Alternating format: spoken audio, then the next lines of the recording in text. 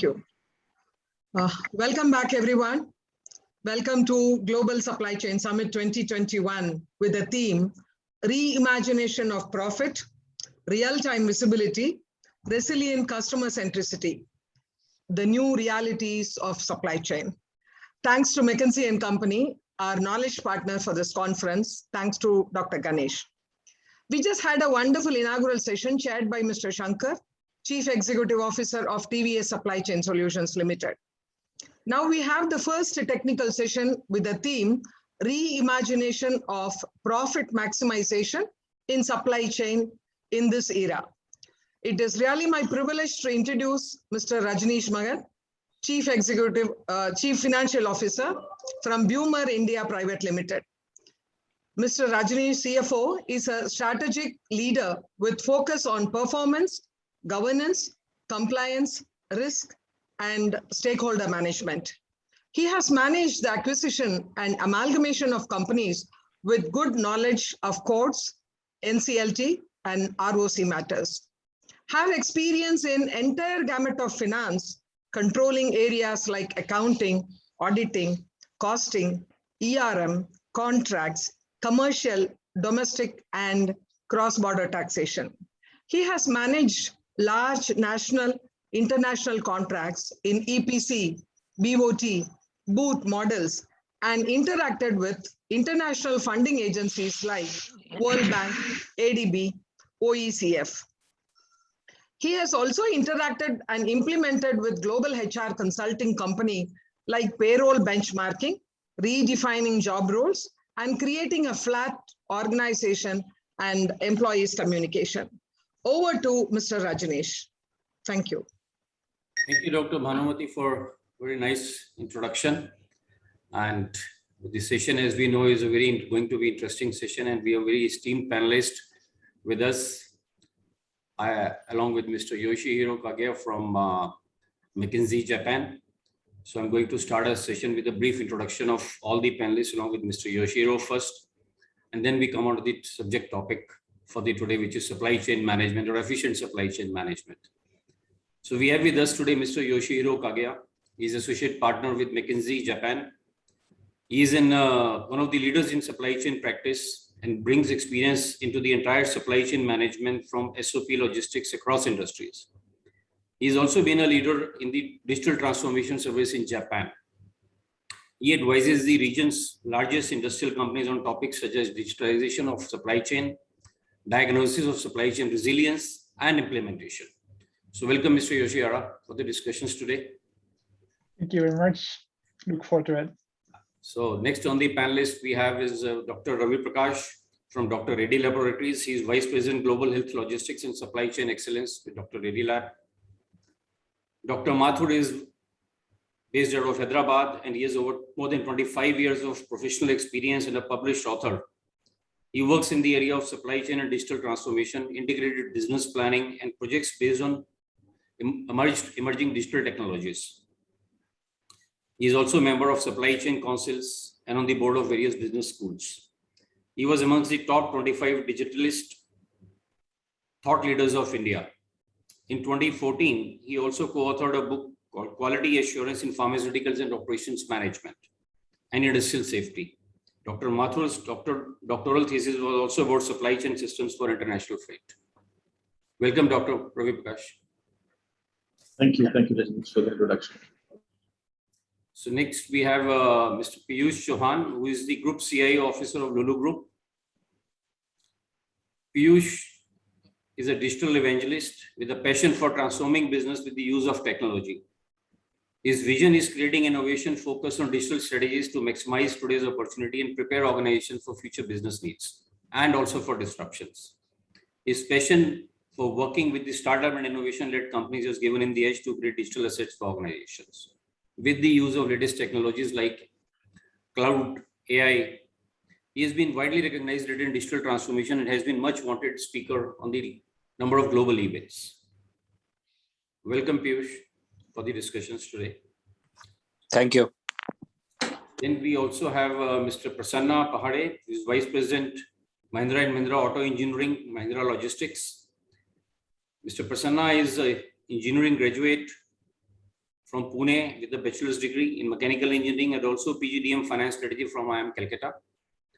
Prior to joining Mahindra, he has also worked with Tata Strategic Management Group, Voltas Limited, and co-founded a startup, Making Champs. That sounds very interesting. We'll know more of it during the discussions. So Mr. Prasanna also, he joined Mahindra Logistics in October 17, almost about going to be 4 years now. Welcome, Mr. Prasanna. Thank you. Next, we would also have one panelist who would also be joining shortly, Mr. Vikram Singh. He's Head of Purchase in Hafele India Limited. And Vikram is a Head of Purchase at Hafele, based out of India. It's a German MNC. He's been an enterprising leader with 20 years plus experience in managing operations across diverse roles in procurement, customer care, projects, contracts, in and outbound logistics, warehouse management, and inventory control. Mr. Vikram is here. Mr. Yeah, Vikram, thank you. Hi, Thanks Vikram. for Yeah, I've already joined. your video was off. Sorry. Yeah, welcome. Okay. Good. It's a very nice and interesting panel we have. And the topic for the day also we know is an exciting topic. Reimagination, as Dr. Bhanumati already said, the profit maximization in supply chain in this era. So this era has become very important because the era has changed past 2 years. It has been changing a while, especially post VUCA world. But last 2 years has changed, a dramatic change in the way the entire business is being conducted across the world in the different geographies. To just set the context right, supply chain has always been a core integral part of the business. And there is no doubt that if supply chain is not managed properly, it can adversely affect the profits, cash flows, and the overall business. The need and importance of efficient supply chain has increased multifold, especially post COVID-19. Due to business being exposed to vulnerabilities never imagined and perhaps never ever planned. Hence, this has also exposed the companies to frequent business disruptions.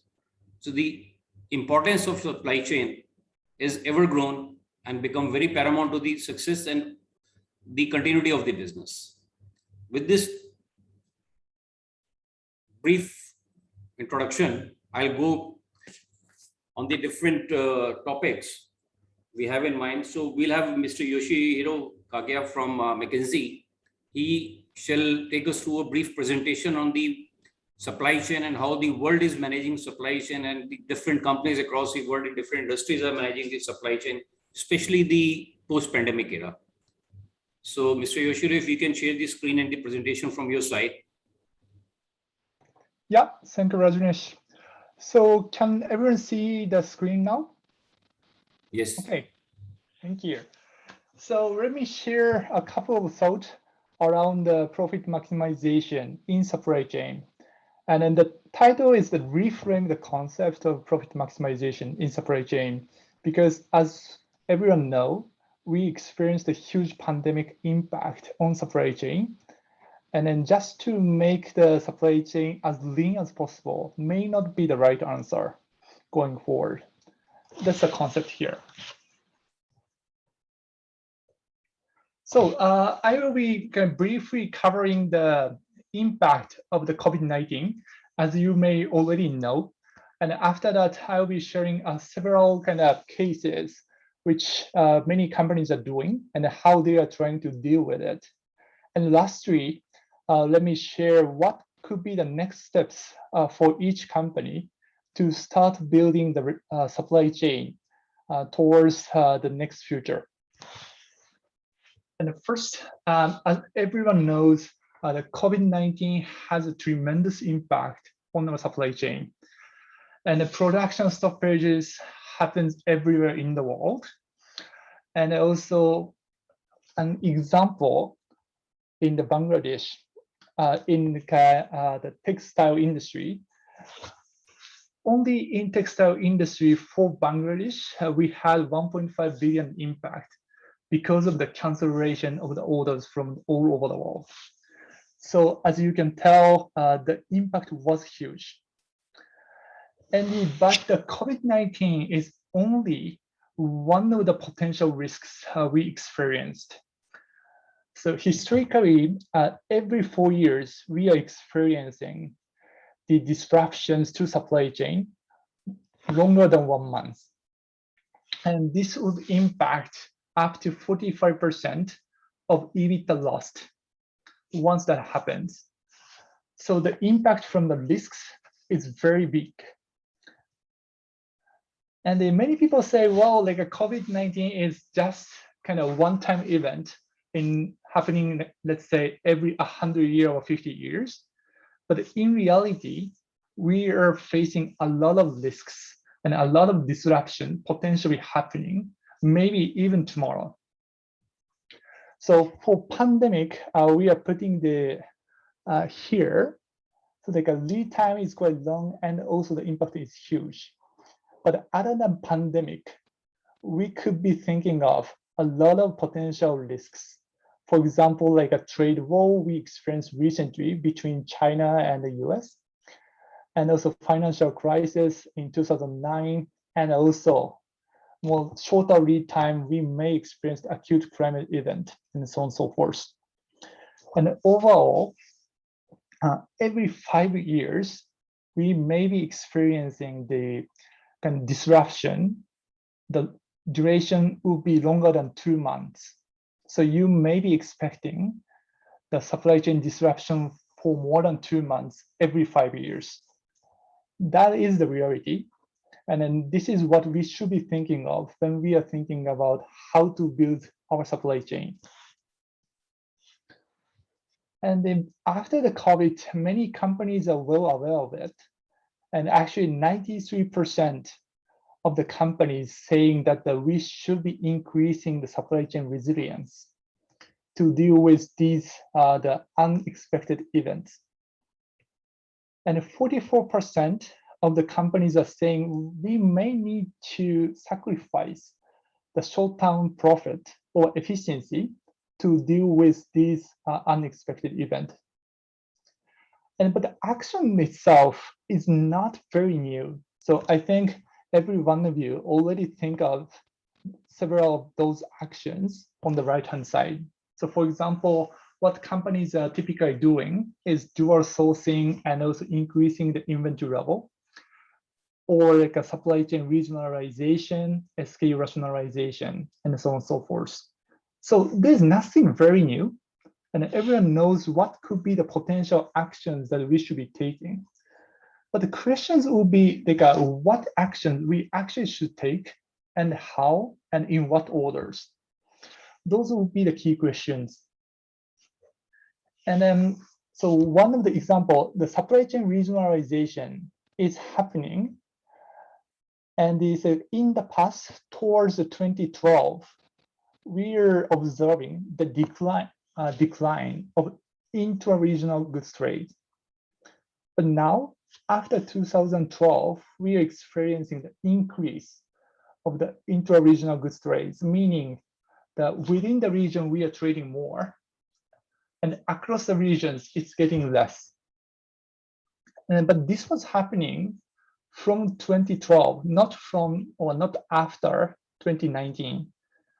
So this tendency probably will keep going, and especially in semiconductor and the auto sectors, we are seeing a more intra-regional goods trade. And so overall, in the pre-COVID world, we are already seeing some trends in supply chain. One is regionalization, and also the other is like how to rethink the supply chain so that we can make it stronger or more resilient. And also to deal with the risks, many companies are taking actions accordingly. But after or during the COVID, it accelerating those trends even more. And many companies recently I'm working with, they are talking about risks or resilience and how they can make it more resilient supply chain, knowing there are a lot of risks in supply chain. And also thanks to the new technologies, we can use the digitization or automation of the entire supply chain to mitigate the risks. That's why, from my perspective, supply chain resilience or risks management is one of the #1 topics for CEO to think about it. And then the question is, then what actually companies are doing recently? And then let me share 2 examples of the actual cases. But before that, let me share kind of very simple the calculation or the simulation of what will be the potential impact to build the resilience in supply chain. So the left-hand side, we are putting the company A with precaution towards the unexpected event. And the right-hand side is the company without precaution. And before any external shocks, both companies are earning 13.8% EBITDA. And because of the precaution, company A is losing around 1% of the profit here. But for example, this includes to have 2 or 3 plants rather than just focusing on one mother plant, and also having more inventory level, 3 times more, and also like putting insurance in case of an emergency. That's why you are losing the profit here. But once unexpected event happens, you may be experiencing losing the operating profit. So with precaution, you may be losing around 3.4%, whereas no precaution, you may be losing more than 5%.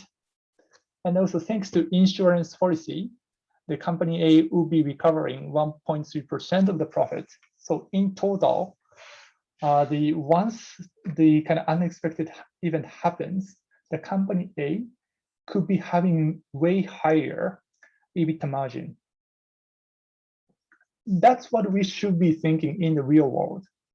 So of course, on a daily basis, we may be thinking, oh, no, we should be minimizing the inventory level, or we should be focusing only one plant to be most efficient. Yes, but in the long term, if we think of 5 years from now, the total profit would be higher if you have precaution. So the resilient supply chains have 4 features. One is the end-to-end visibility, and the second is the regular stress testing and reassessment, and targeted actions to deal with the potential risks, and then driven by the CEO. And for example, one of the very famous cases is Toyota. So in Japan, we had a big earthquake in 2011. And after that, they experienced a 3 months kind of shutdown of the supply chain. And after that, they learned and they decided to make a difference how to design their supply chain. So first of all, they did visualizing their supply chain till the 10th suppliers to put every data into their database so that they can manage even the 10th suppliers. And then after that, they check all the parts and checking what parts will be having higher risks in case of an emergency. And then they found out that including semiconductor parts, they have very limited suppliers and very limited chances to change the supplier. That's why they decided to have 4 or 6 times more inventory level to those parts, though they are well recognized as the company who doesn't have any inventory. So those things combined together, even right now, after the COVID, till recently, till August, they succeeded in maintaining their production level global wide. And actually they made the highest profit level in their history for this first quarter. Comparing to other OEMs who's already reduced the production by 50%, those will be the results of the precaution. And then Nike was doing kind of similar things. They did make a visibility on their entire supply chain using the RFID tagging system to track every product and then where it is.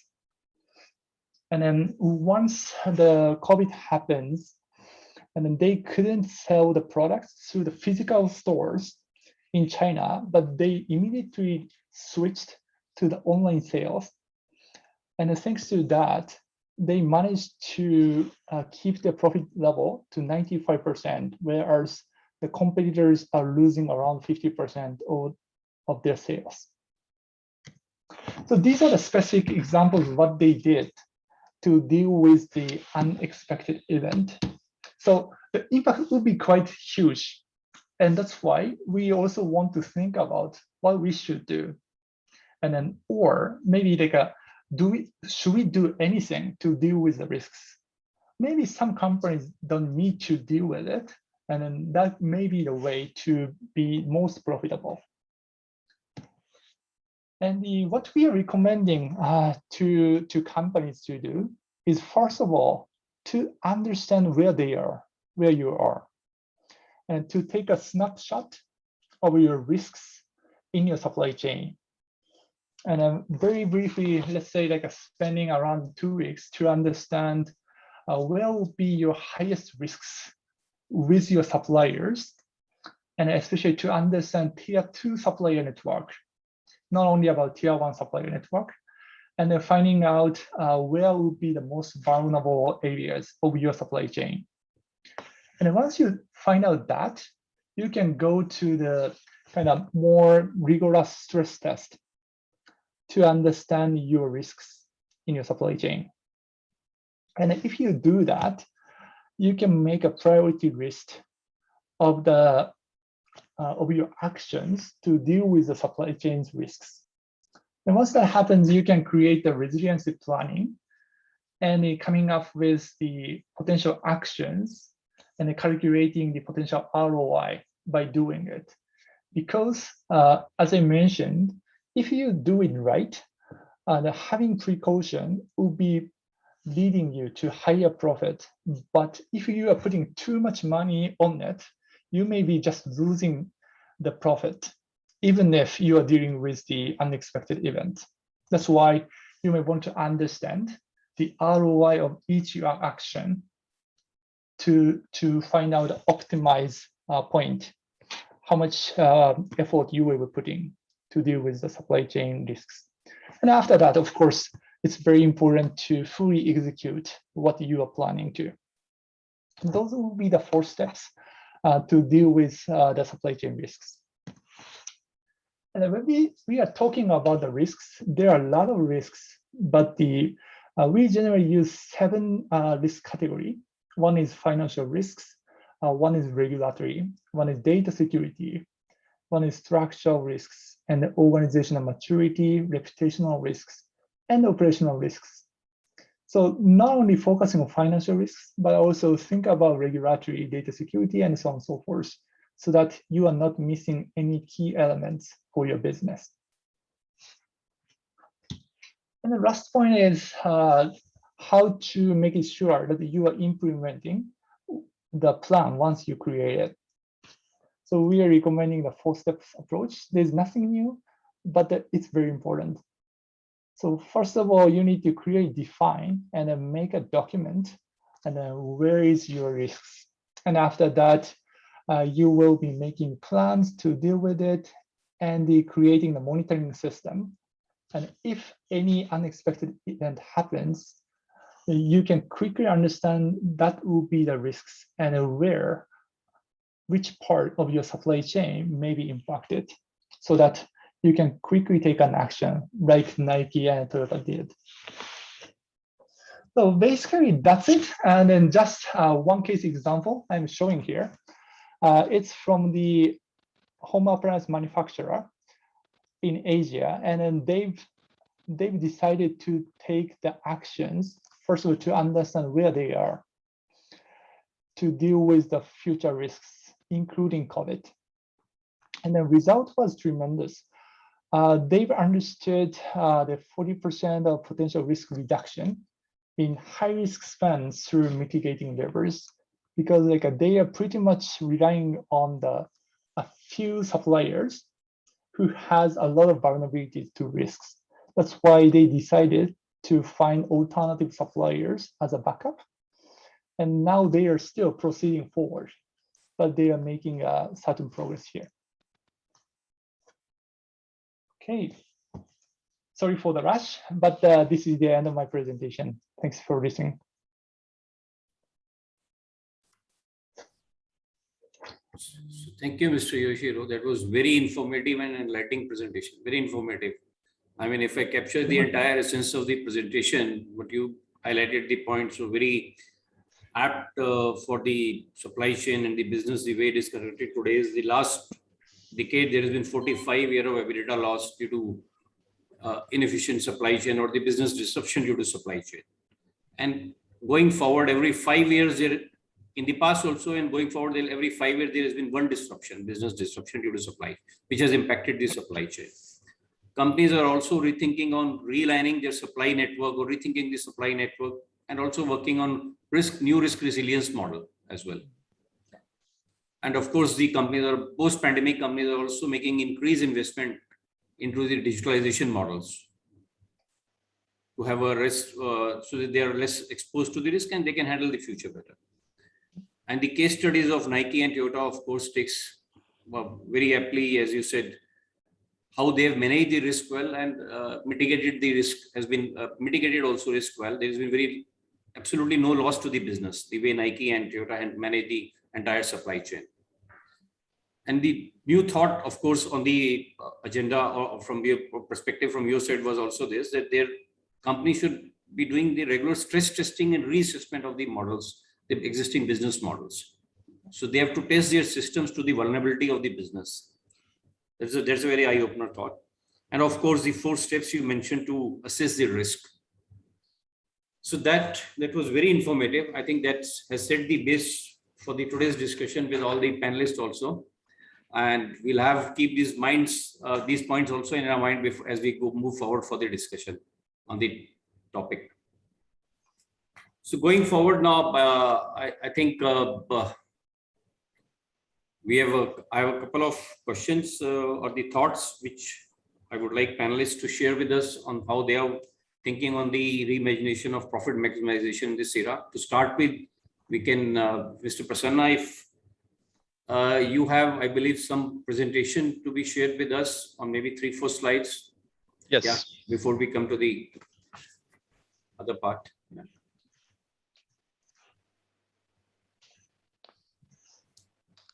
Can you all see my screen? Yes. Okay.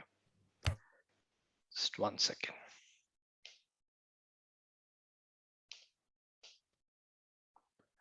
Yeah. So that's the topic, reimagination of profit maximization. So just some opening thoughts. Are we talking of profits for whom? So I think that's the first question I'm posing, because we have the user industries, or as we commonly called as shippers, and we have logistics service providers. So the first question to think about is, are we talking about a particular player in the ecosystem? Because there are conflicting priorities. So shippers would want 100% placement every time, on time, no fuel hike, flexibility, no hidden charges, and so on and so forth.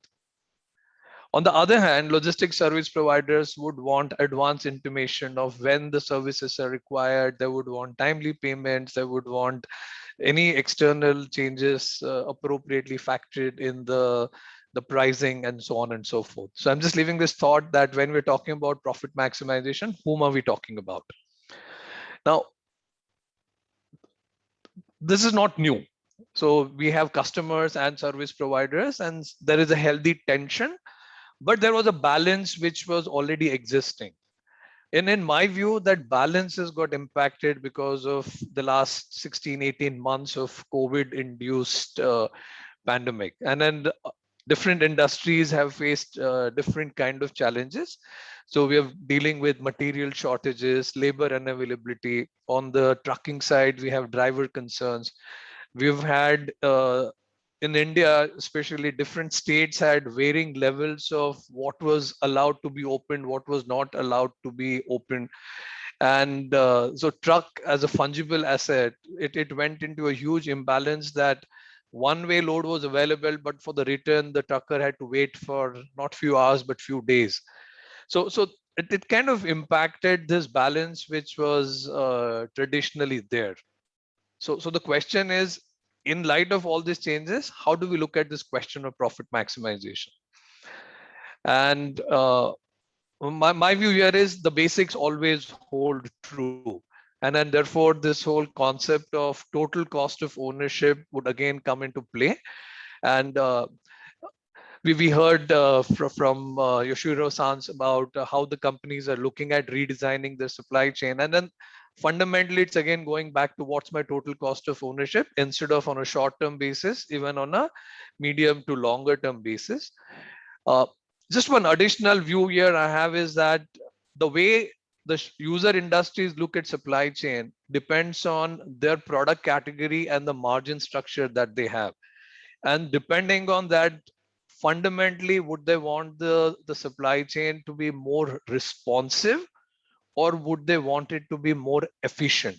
And that would set the tone for what decision gets taken. So just to elaborate that, if I'm dealing in a product category which is within margins, I will try and save on no ad hoc shipment charges, no air freight, no higher inventory, and then I'm okay with the lost sales as well.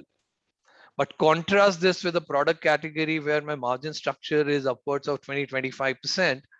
I don't want to have any lost sales, but therefore I want my supply chain to be extremely responsive. And I'm fine doing many steps, including some of them what Yoshiro-san talked about. And then this, in my view, is a very interesting fundamental design aspect on how supply chains would need to be functioning. The second element of total cost of ownership from a logistics perspective is about network optimization will always hold true. So if pre-COVID, the network was working in a particular way, now we need to ensure that it runs in with the new normal that we all are seeing. And the third universal principle would be about simplification. So many things which were taken for granted, suddenly we realized that due to COVID, when offices were not working, plants were allowed to run only with limited capacity. What was true till say February 2020, come April, and everybody adjusted to, okay, I can give up these 3 steps and I can still, conclude the transactions and so on and so forth. So that simplification happened. So going ahead, as we looked at what does it mean for supply chains? We've already heard from Yoshiro-san, so I don't want to repeat that.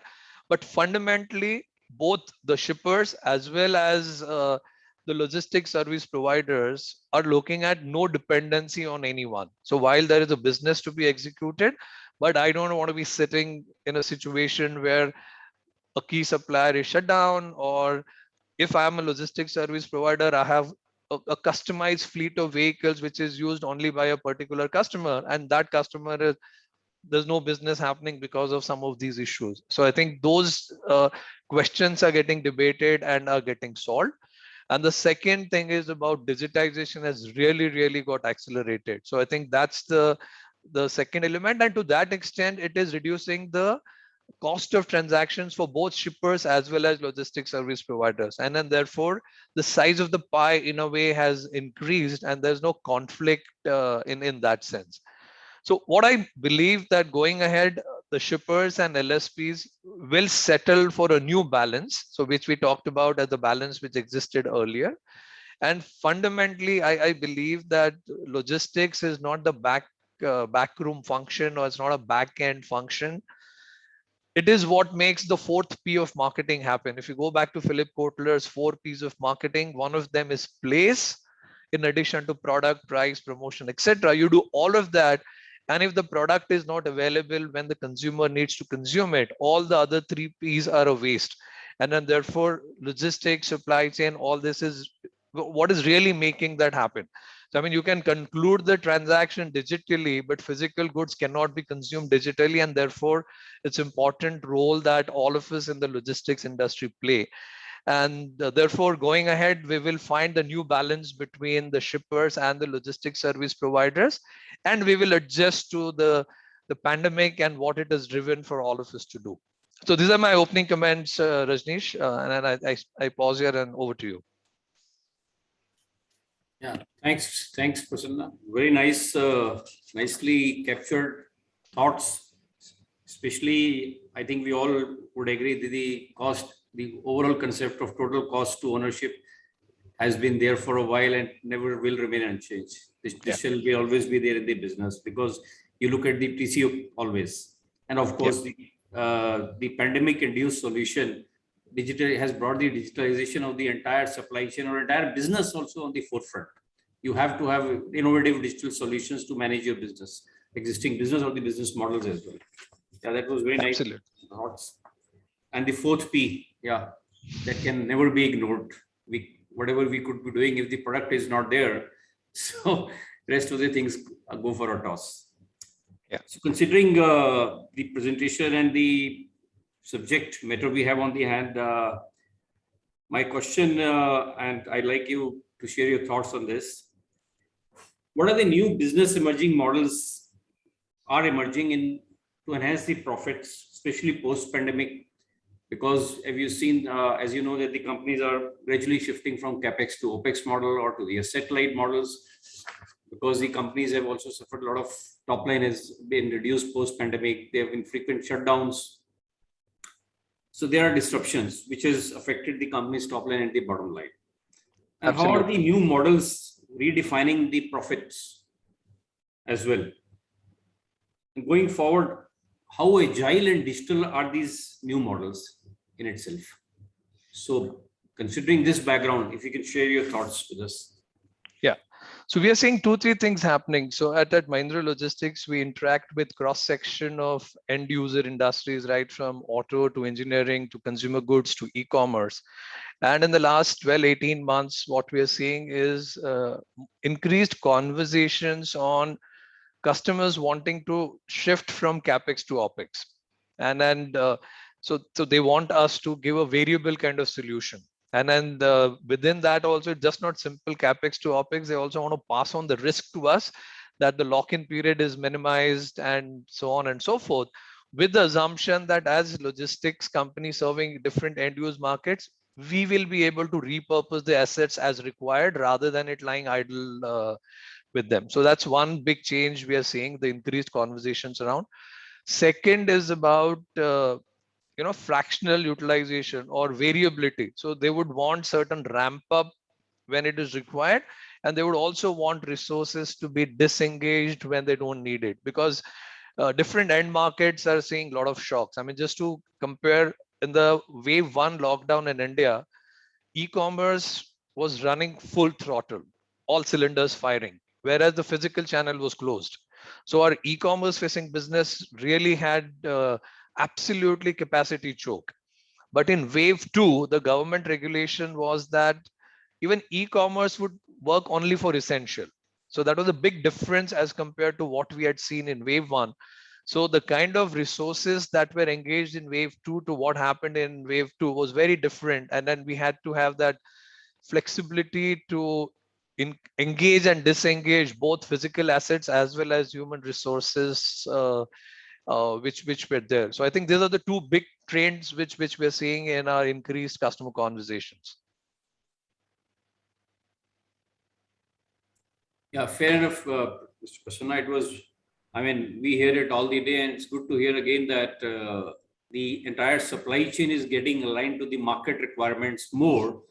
Yeah. And you also what is being set up in place is a very agile framework to work and align to the market and the business requirements, because end of the day, our supply chain also supports the entire business. If it doesn't happen the way when the product is required at the customer end or at the consumer end, then business is going to have a loss. Yeah. So thank you for your thoughts. So I move on to the next panelist, Dr. Ravi Prakash. Dr. Ravi, if you could share your thoughts on the point that companies are, of course, realigning the profit maximization, especially post-pandemic. It has become very important. So given the choice we have or the challenges we have in the business, and with the current available talent pool we have or the capabilities we have, how are we upskilling the L&D requirements of the employees to meet the business challenges and the requirements to take care of the entire domain of supply chain?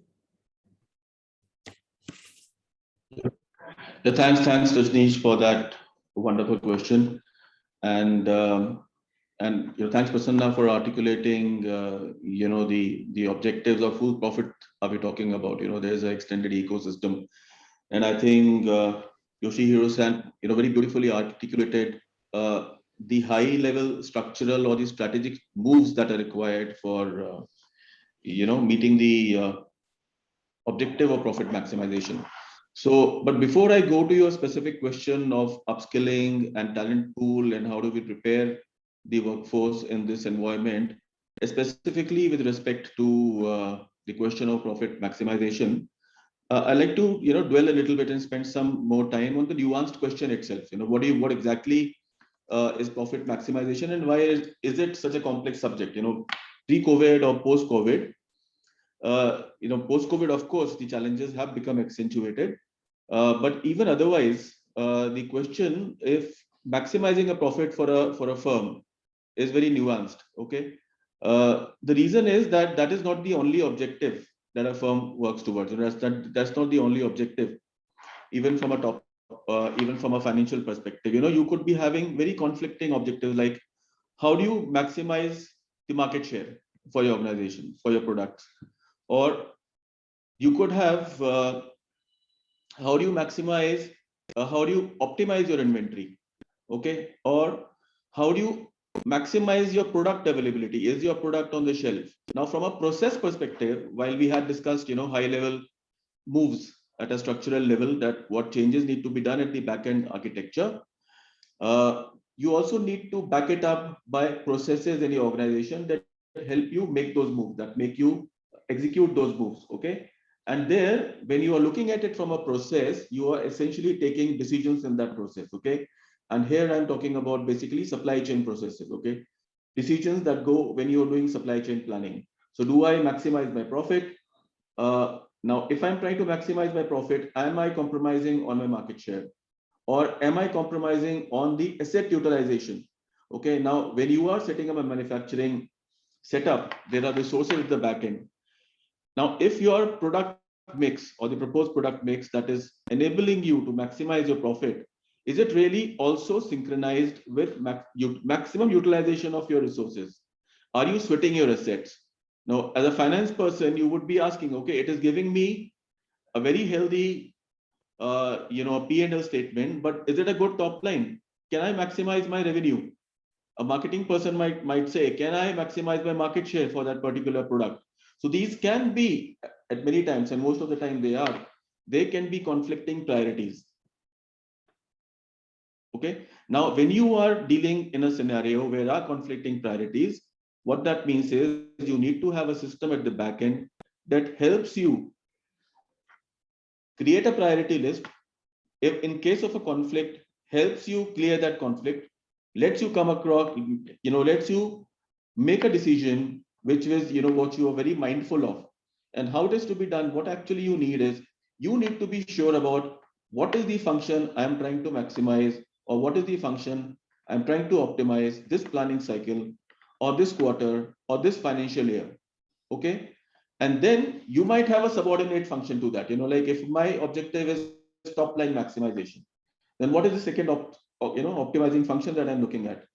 Is it profit maximization?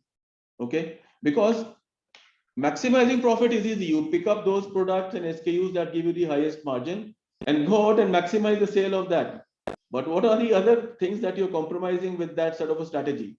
Okay, so now what you need is a system that enables you to measure the cost of those actions. Okay, and how do you do that? The most obvious way to do that is look at those KPIs you are measuring. What are your OTIFs? What is your profitability? What are your fill rates? What is your asset utilizations? What is your forecast accuracy? And for every product mix strategy that you are planning to have, what is it helping? If you want to go this quarter, you want to go out and maximize your profit, then how is it impacting the other KPIs? So that is the way normal business works. Now to the question of what has happened post-COVID. In addition to all the processes that we just talked about, also what we need to build in the capability is to model in possible supply disruptions. Whatever plan you have created for your supply chain, what if it fails because of a supply disruption? So the additional capability we need to build in is the ability to do multiple what ifs simulations, to create multiple scenarios for your plan, and then take a call on that. Now, this is what is required as an organization. Now, obviously, what are the upskilling initiatives that you need to do? How do you kind of create those programs around learning and development? Obviously, you need a skill pool that is highly skilled to be able to create those supply chain scenarios, to be able to assess those supply chain scenarios. Obviously, you need digital skills. You need very high level of understanding, not only of your supply chain, also of your competitor's supply chain, and also what it means to the top line and also to the financial statements of the business, So the skills required in supply chain are like no longer just planning or logistics or sourcing. It has to, supply chain needs to be having that capability that enables it to assess what their actions mean to the financial statements of the organization. So that is the skill I think we all need to, go and develop in ourselves and also in our teams. Thank you for that question, Rajneesh. That was my 2 cents on the subject. Thank you, Dr. Ravi, for very wide and enabling thoughts. You put the perspective you shared with us. I mean, in any business, there would always be conflicting priorities. Different set of stakeholders in the business would have always different priorities because you have organization view, you have a business view, and then you have, of course, below that you have a department view also. But business definitely needs to look at the long-term and short-term strategy both, and align all their actions with the long-term and short-term strategy. Short-term, you might be looking at something else. Long-term, you're looking at something else. But you have to manage all stakeholders of the business in a way that also serves the purpose and the enabling concept of the KPIs measurement into the business, and also create a right ecosystem within the organization which functions with the external ecosystem well. And of course, the question has never been so pertinent as it is today, is the frequent scenario planning. What do you think yesterday is not right today, because especially it's been happening in the supply chain, the freighters, the kind of world freight movement is happening, the ships are not available, or even the containers are not available. Every week the supply chain is working, or the business is working to rethink on these strategies, and revised scenario planning is happening. So that gives a good thought for the business to think how to manage the supply chain well, and also create the right talent pool within the supply chain and in the organization to manage the needs of the business. Okay, thank you very much. I just have Mr. Piyush Chauhan. If you could share your thoughts. These days, the business is always driven by data, and the data was the time when we started our career. We used to only speak of data. It has become too big now to manage that big data, especially post-pandemic. The way companies are investing very heavy into the digitalization, the capex, which was not earlier spent on the digitalization. These days, I have seen CIOs are working very closely with the management and the board on the special projects of digitalization, because business needs to speed up their activities on digitalization.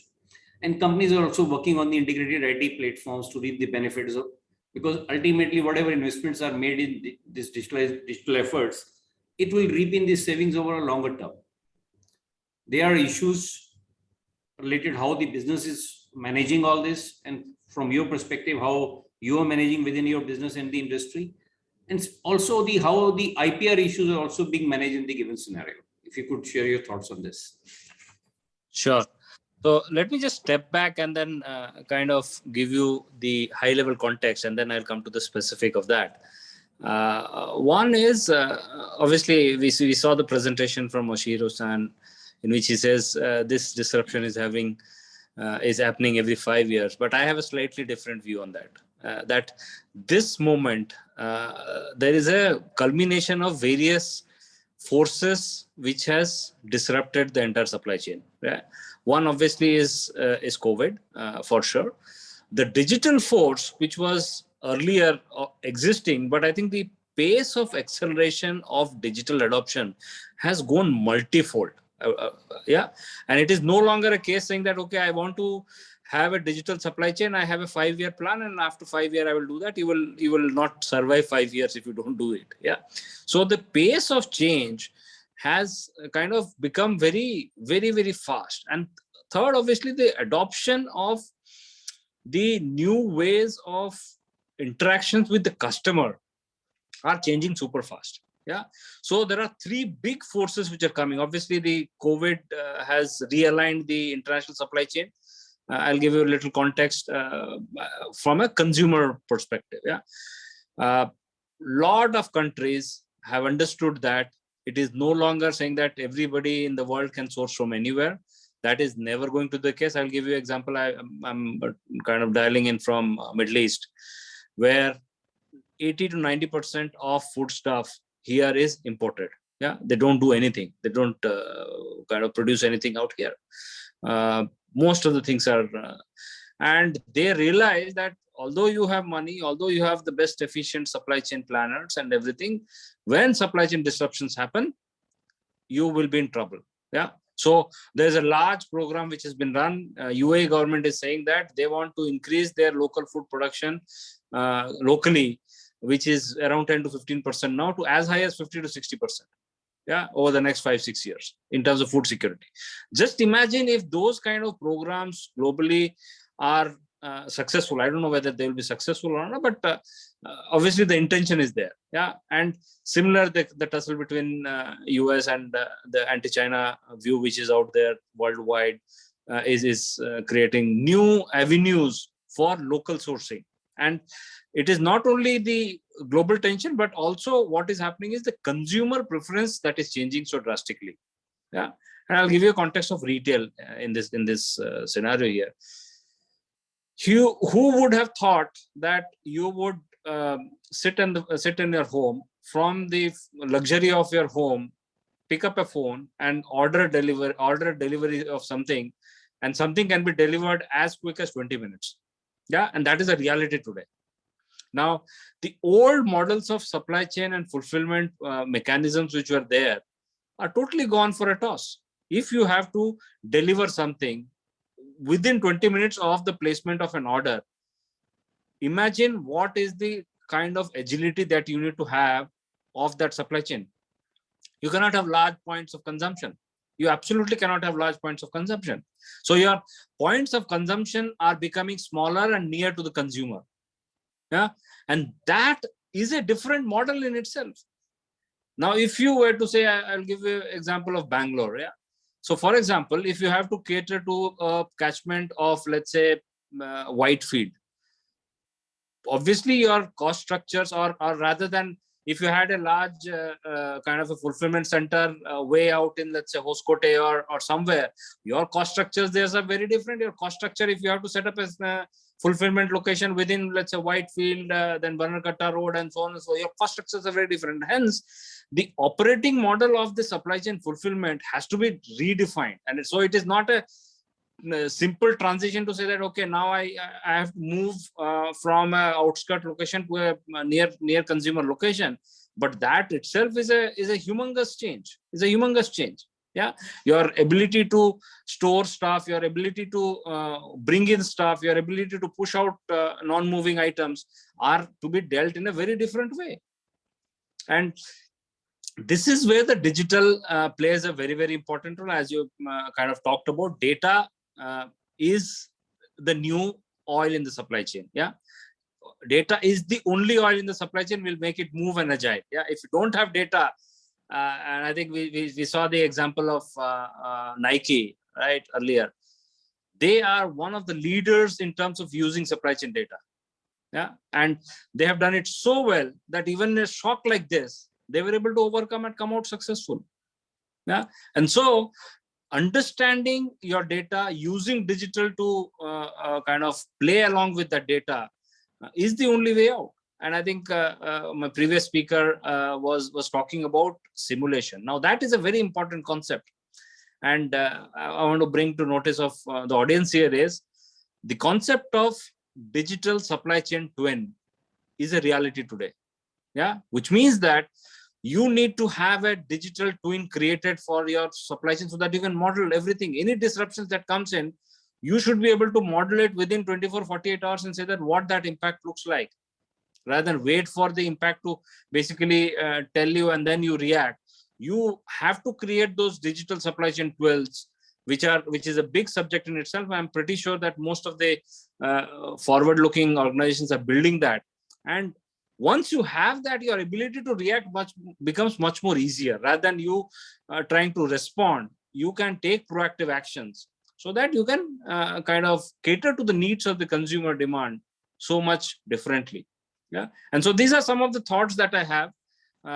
So obviously, this is a once in a lifetime event. I'm not saying just COVID, but the culmination of three things: the change of consumer behavior, the digitalization, and the COVID, all put together is creating an entire new paradigm of redesigning supply chains, and which is also kind of pushed in by the global factors. Yeah, so all of them put together are forcing organizations to relook and restructure their entire supply chain. Point number one. Point number two is the entire cost model of a supply chain network is going to be rewritten. Until unless you do that and you keep on saying that I will keep on bringing in small efficiency-led initiatives, it is not going to work. Disrupt the supply chain. Understand what the consumers are asking, understand that, and align and realign your supply chain accordingly. And look at digital supply chain twins so that you are able to be agile, you are able to be proactive rather than responsive in the disruptions and shocks, because we live in a VUCA world and the only constant here is volatility and nothing else. Yeah, absolutely. Very rightly said. The world has become VUCA plus multiply of I don't know what now. VUCA, we used to say when the trade barriers or US-China trade war was there or Brexit was there. These days when we say it's, I don't know what multiplier of VUCA. Every day it's changing. So dynamic that planning has become difficult. As you know, earlier also said someone that yeah, scenario planning needs to be done every now and then these days. And if I capture the, your thoughts, you specifically mentioned that of course, the disruption to the supply chain is because of the multiple forces affecting post-pandemic. And the pace of change has accelerated the digitalization in the business and so the investment also. And the various operating models of the supply chain also needs to be redefined because of the way business is happening now. And as we are also handling large data, so we need to have digital supply chain models now. And time to respond has to be pretty fast to take care of the business requirement rather than the traditional way of thinking needs to change. Okay, we'll do it later. Find a business model to work. It has to happen very fast because the situation around us is forcing us to rethink faster than what is required to be done for the market and the business. Thank you. Thank you for sharing your thoughts, Pesh. Yeah. Yep. So coming over to the next panelist, Vikram. So if you could share your thoughts, we had a very interesting discussion, especially also starting from McKinsey, Mr. Yoshiro presentation, then Mr. Prasanna also shared his thoughts, Dr. Ravi Prakash, Piyush, everyone has shared their thoughts on how the supply chain is being reworked and reframed in the given business scenario, especially post-pandemic. A lot of changes are happening. And you're also in a organization which is taking care of consumer product portfolio as well. So what are the different ways the companies are thinking in your industry or especially in your organization to see the cost optimization, because end result of cost optimization is only the profit optimization. And I have also seen in my organization, your organization, which any MNC, there's a lot of pressure on cost optimization. Some of the actions are locally driven by the regional entity in the local entity here. Some of the actions are also globally driven from the parent company side. So there has to be culmination of the global action and the local actions to have a desired result on the cost optimization. So how are you managing this in the supply chain, especially pre-pandemic and especially post-pandemic? Yeah, thanks for your question. So as you rightly pointed out, this pandemic has totally disrupted the supply chains. And as you asked specifically about my organization, so we are mostly we do not have any manufacturing facility in India. and we are getting all our goods imported from various factories across the world, and this has impacted us severely, and the costs have also gone up, as described earlier, mentioned by Mr. Prasanna. The availability of the vessels, the containers, and the total disruption that this pandemic has created, and the global imbalance in the logistics, which has led to this higher cost. And Mr. Prasanna would share my thoughts that cost of, like anybody in the supply chain these days would share my thoughts, the cost pressure that we are experiencing on the freight part, which have skyrocketed, and the valuations or the prices that anybody is paying these days to move their goods across countries, or for that matter any even short distances, but especially the sea freights, global sea freights, they have never been seen. We have never seen those unprecedented freight rates. As we talk, Bravery sea freight index is almost about 300-400% up from what it was year on year basis, we can say.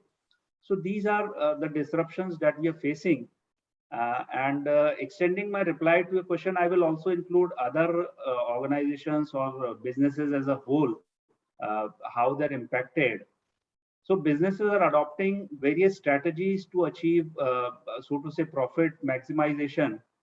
The stress on any strategy that a business is adopting is specific to the industry context, I would say.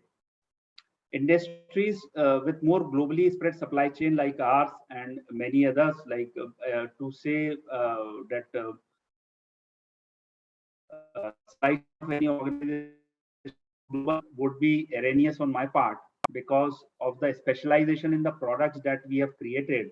Any one organization cannot achieve the level of expertise or skill in manufacturing those parts or components in their own control. Everybody is depending globally suppliers to have the supply of the parts. So it has become very important to develop trust, confidence, and working on same wavelength with suppliers when it is restrictive to have physical movements in this post-pandemic era. We need to unlock new opportunities with supply partners, organizations that innovate regularly in partnership with suppliers can achieve higher earnings, or the profitability can be improved.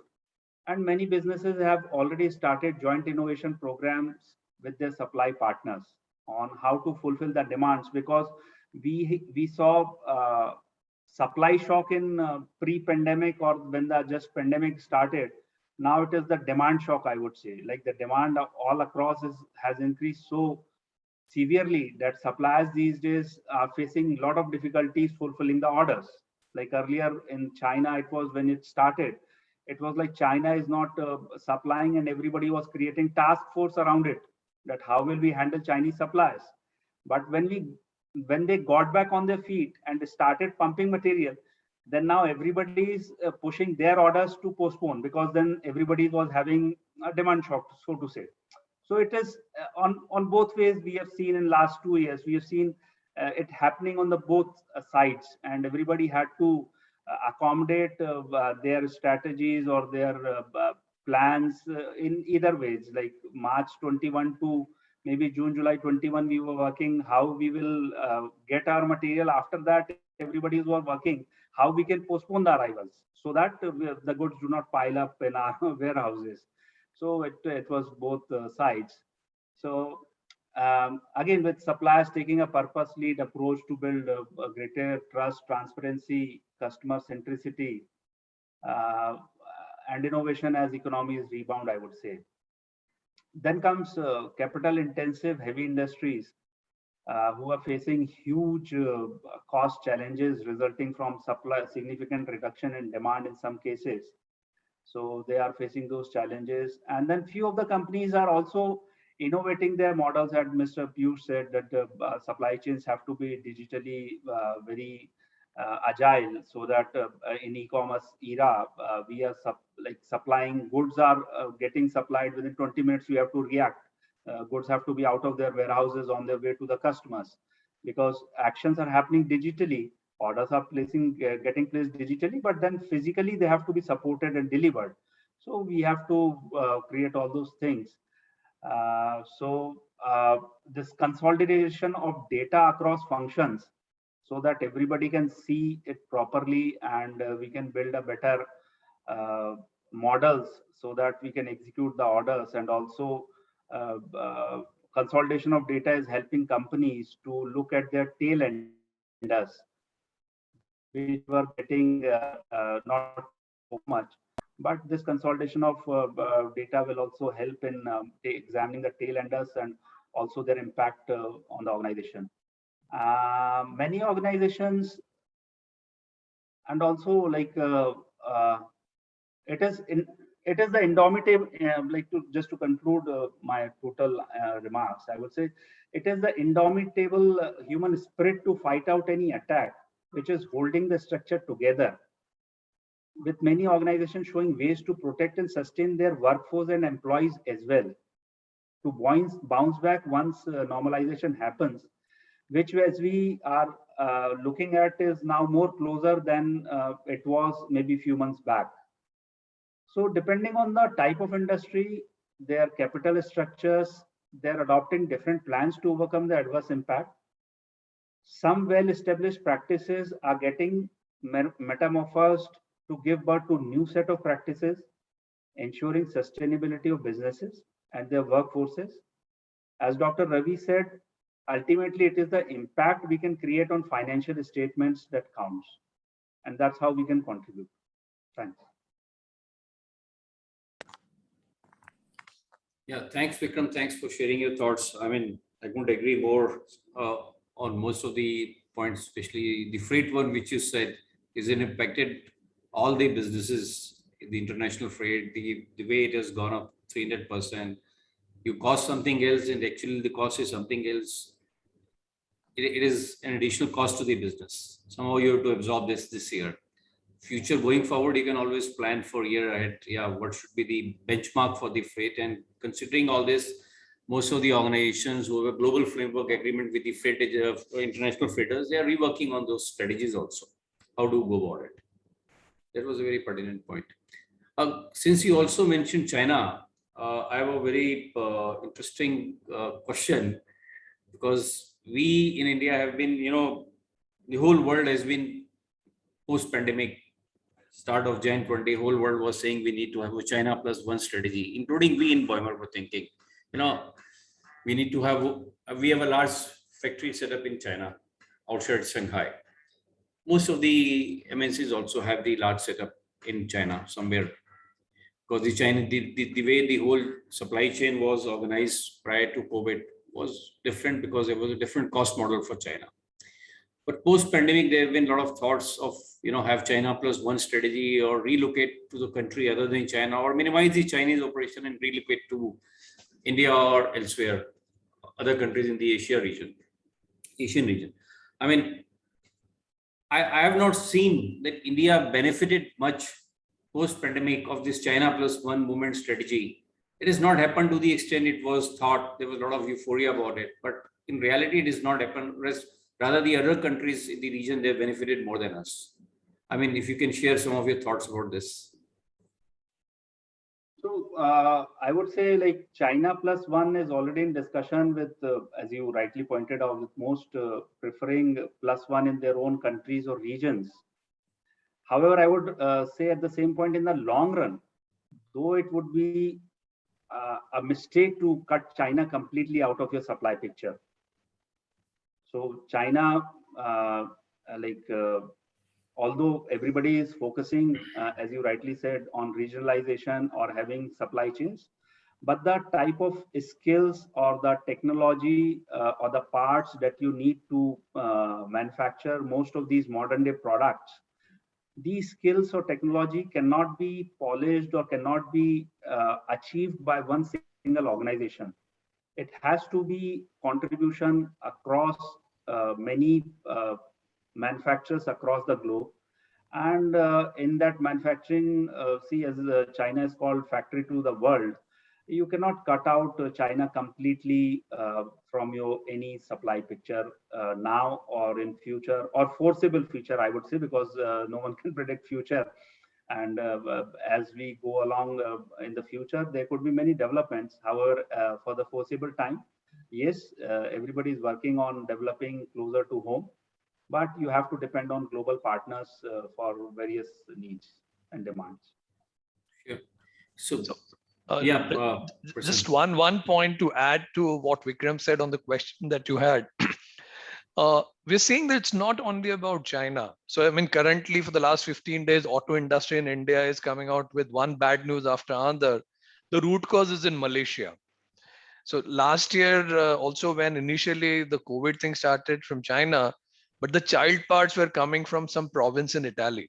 So it's a question of interconnectedness and how complex the product is. And therefore, I completely agree with Vikram that it's just not about China plus one. It's a larger thing about, are you dependent on a particular supplier or a particular region that in case in a remote possibility something goes wrong, the business would come to a standstill. So just wanted to add that. Sure. So I think most of these China plus one, especially in the world, was thinking differently. India was at that time when we started thinking post-COVID, was also very emotionally driven decision, because there was something also happening at our borders. So all the Indian companies were always thinking, yeah, we must do something of China plus one, besides the COVID scenario of shifting of these large supply chain. But going forward, I think, as Vikram also said, and he also said, I think China is going to maintain its stronghold in the manufacturing, being the factory of the world. The way they have created the economic capacities in China, it's very difficult to move at a short notice in the foreseeable future, as you said. Yeah. Thanks, Vikram, Prasanna, for sharing your thoughts. So, If I can add on this. Yeah, sure, Piyush. Please go ahead. So I have a slightly different view, and what I'm seeing is that this local sourcing as such is going to pick up pace. Obviously, things when things have been built over the last 40, 50 years, you cannot say that one COVID and 1 year will change the whole thing. But it is a trend which is surely happening, because I'll give you a very simple example that we see the change in retail, in which retail in the last 4 decades was all about big box retailing, which means that you need to have big stores, you need to have large assortments, you need to have large capacities, you need to have very, very large volume bulk buys and stuff like that. No longer, the consumer does not want it. The consumer pattern is changing. Nobody wants to have those long using products and stuff like that, and hence the cost is no longer going to be a factor in the days to come. It is the experience and the service, which is, when you talk about experience and service, the cost of the product becomes much and much less relevant in the days to come. I'm coming mostly from a consumer product company. So obviously the B2B and the other supply chain will take much longer, but I'm saying from the consumer perspective, more and more local sourcing where it is available. And people are absolutely clear that ESG or sustainability is becoming a big theme, which means that local sourcing, local buying, and local consuming is going to be a theme. Consumers are getting, and hence this will be an initiative which will be driven more by consumer, less by the businesses. And so consumption levels have to be more locally driven based on the choices and everything, and we see that trend is picking up, and we believe that is a secular trend which will continue to kind of develop in the days to come. And once that happens, you need to have local presence available. Obviously, wherever it is possible. Wherever it is not possible, you may have to still rely on the global sources. Sure, Piyush. Yeah, absolutely right, as you mentioned, because each of the business or the industry has a different requirements. Something you can do and shift, something is at all not possible, or maybe not possible in the near future. Over a longer period of time, this might happen now. But let's see. It's a wait and watch. So I will give you an example. When I was in Arvind and we are experimenting, I don't know when it will come, but we were already, there are machines which are put in place in which behind of a large supermarket, you can put in a machine. Somebody walks in and says, I want a t-shirt with this. There will be multiple curated designs, all digitally driven. And then they will come in and then they will choose it. They do the shopping. By the time they come back, the shirt or the t-shirt is printed, stitched and printed ready. Yeah. So just imagine if that is a reality which can happen. Okay. Machines are already being made and they are done. It only thing is scale, cost, and all those things need to be worked out. But once those kind of disruptions come in, I think only sky is the limit. We already see a different world with 3D printing. Lots going to happen. We're going to live in a different world a few years from now. Exactly. So yeah, I have a couple of questions also. I think 3 or 4 I see on a chat box. So I'll read out the question. This is from Mr. Devesh Kumar of Toyota. So Dr. Ravi, if you could address this, I'll read out the question. Before COVID, we were practicing the business continuity management. The main purpose of BCM was to minimize the impact of unwanted events globally in the business continuity and supply chain. From past 2 years, we are regularly in touch with our overseas counterparts for the information sharing regarding the pandemic impact and managing the supply chain. Hope the concept of BCM can be beneficial for the industries as well. So this is a question from Mr. Devesh Kumar of Toyota. If you could share your thoughts about this. Yeah, I think it's more of a comment than a question. Yeah, more of a comment you can say, but yeah, so he is looking from the industry perspective. How are we managing in the other industries rather than the the specific to the industry where Devesh is there?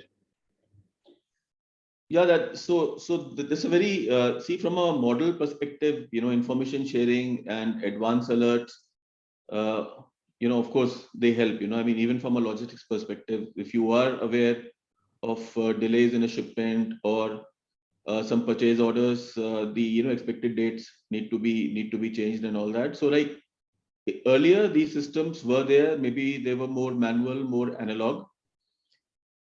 I think these processes need to be taken on to the next level. Now, you get an information about a disruption, about some change in the plan. That is fine. Getting the mechanisms of getting that information is fine. The question is, what do you do with that information once you get it? Okay. Now, to have that ability, which, in some systems is called concurrent planning, or is it some people call it rapid response? Are you able to change that data point, say a change in quantity, a change in date, a change in price, a change in priority? Okay. If you are shuffling things around, so if a piece of information, some data comes to you, it has an impact not only on that particular product, it has an impact on other things that are being planned in the supply chain as well. So the ability to see what that change is creating in the overall supply chain, if possible, on a real-time basis. Okay, I'm not saying that every organization will have those digital capabilities that will enable you to see real-time changes to the rest of the supply chain the moment one of that points change. But we need to get there. If you are able to change one date, one value in your supply chain plan and see how it is impacting your overall plan for this month, next 3 months, this entire year. So that ability to respond quickly, to replan, that is very important. And I think all organizations need to start, creating systems and enable them to do concurrent planning. Yeah, thanks, Doctor. So I have another one on the window. Is again more of a concern, not a question, from Mr. Himanshu Chauhan. So Mr. Prasanna, if you could take this. We have a benchmark price taking reference to last purchase, zero-based costing rules. Always all the companies do this, we know. Comparative of various suppliers' current price to still supplier does not reduce. We are not able to meet the budget. How should we approach in the case? There's always a challenge for all the companies.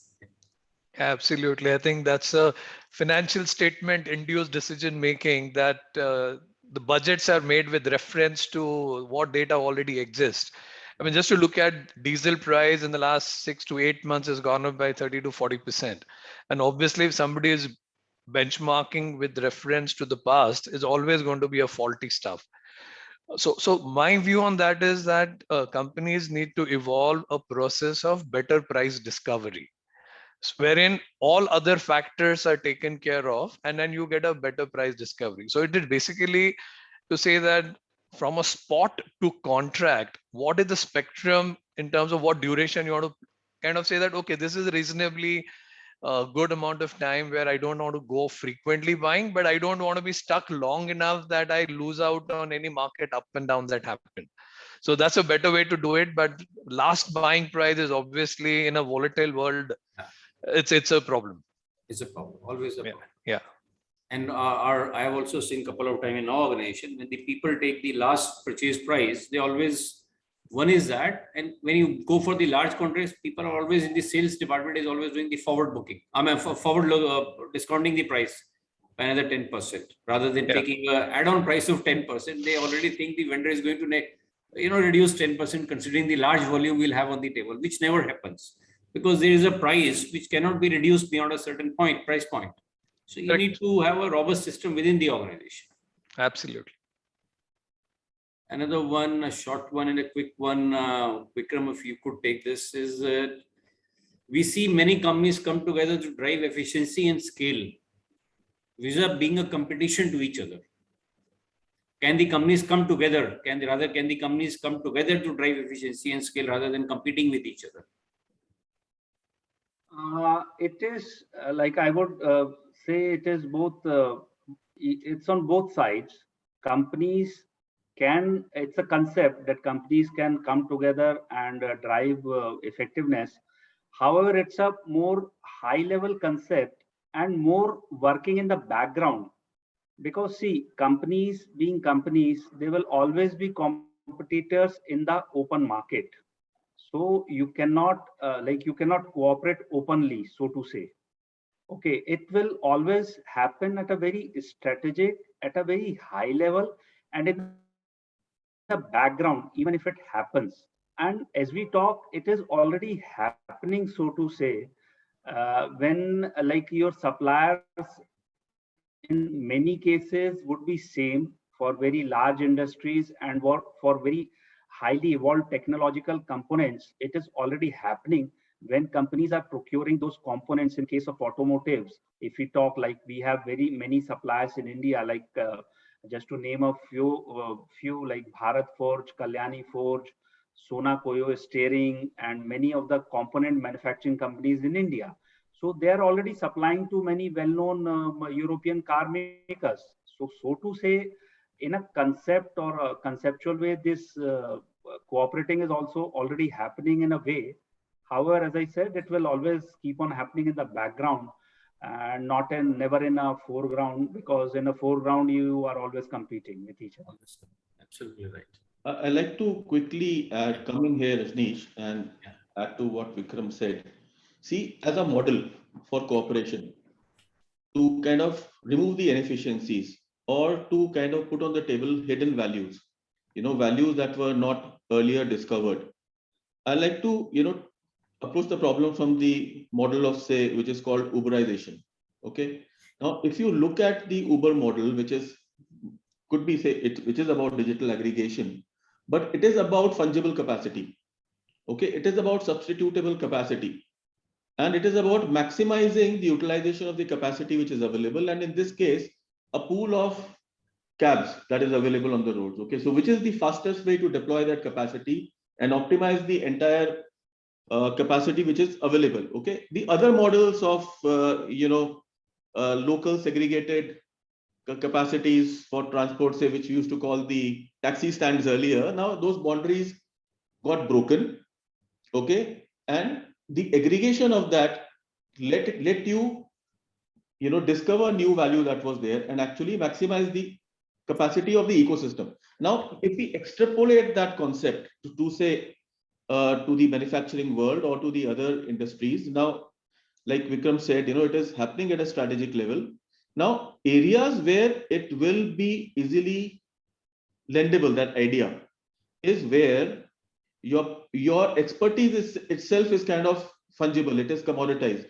Okay, if you are dealing with very high-end intellectual property kind of products, where that requires a technology or a capability to be produced, there that collaboration will not happen. Okay, because one, you're protecting your intellectual property, and two, this is very difficult to kind of transfer your expertise, your license, your French, all that sort of a thing. So in places where one particular capacity, say, manufacturing capability or capacity can be easily substituted. These things are already happening. Okay. And those pools, I mean, like Uber, there are digital companies that offer you those capabilities where you can simply place an order for manufacturing, and it can go to any partner in that network. Similarly, people are trying to pool in their freight capacities. Okay. Now, I have been an advocate of airlines coming together and optimizing the overall capacities for the shippers and for the importers. Maybe not the airline, some other aggregator needs to come in and pool in for the freight world, like what Make My Trip does for the hotel rooms. Yeah, so wherein capacities are blocked in advance with hard contracts. So you're not really having to deal with local problems of availability of freight capacity or any other sort of capability, any other supply chain capability. So those boundaries can be broken where there is a possibility of one partner being substituted by another partner. There is not so much of a differentiation in terms of the product or service being offered. Absolutely. Absolutely. So business needs to rework on their strategies. Another, we are left with 7 minutes for end of this session. I have one more question. We'll take this last question. So, Sanna, if you can answer or take this question. We see freight levels congestion. Again, we discussed this topic, but it's a very high concern for most of the participants. I see two participants have raised similar questions. Freight level congestions to ease out as profit maximization is not at all possible, because that's our theme, what we are discussing in this era. So it's not, and why is this higher and unethical freight levels prevailing in the market? When do you see this coming to an end? I wish I knew the answer. So I think just a response on that is, I don't agree with the statement of unethical, because I think the reality is the assets are getting stuck either at origin or at destination. And then if there is a choke there, it also puts in back pressure on the entire thing. I think there were points in time when if you could see a Google Earth stuff, you could see that how many liners are stuck at different, near different ports waiting for their slot to get berthed. So this is, I mean, financial results for some companies are looking better. So to that extent, one can borderline question on, is this the right time to make money, etc. But the reality is that the seamlessness of the supply chain has got completely disturbed. So, I mean, as you know, a container which you're today seeing in Shanghai, tomorrow is going to be, I mean, next week is going to be in Mumbai. After that, it could be in Luxembourg, and then maybe shipping on its way to the US and back and forth, right? That's the complex nature of supply chain that we have. And any part of that getting destabilized has an impact across. And then that will take its own time. So I don't think, at least for the next 6 months, it would come down. I wish that it comes down earlier, but till all of the globe kind of coming back to it and that back and forth movement happening of assets, we're going to see this imbalances. Correctly said. I mean, going by the same parlance, what you said, we in our business are also facing the same challenge, and we are also now taking higher lead delivery time from our customers, considering the capacity constraint we have on the freight side. So we are asking customers, we cannot. There are also challenges on the price side. So most of the customers are trying to be reasonable, and they agree to it also. I mean, on the lighter side, there was a very famous dialogue in this movie Diwar, right? Where there is Amitabh and Shashi Kapoor, mere paas ye hai, mere paas wo hai, and then there's like mere paas maa hai. Right now it is saying mere paas container hai. I mean, it's come down to that level of, I mean, if you can book a container on the ship when you want it, that's the real power. Otherwise, it's like everybody is left to the vagaries of the external circumstances. I could agree more. Yeah. So we are just end of time, and I think we had a very interesting discussion, enlightening and enriching one, especially for me. I believe all of us had a very good sharing of thoughts between us also. And thanks, CI, for organizing the seminar, which is very relevant in today's work, entire supply chain and profit maximization. Also, thanks to all the panelists for taking your time out for this session. Thank you very much from my side. Thank you very much. Thank you, Rajneesh, and you. thanks others. Thank you. Thanks to all the Bye-bye. panel. Take care. Bye-bye. Thank you, everyone. Bye-bye. Pleasure being here. Thank you.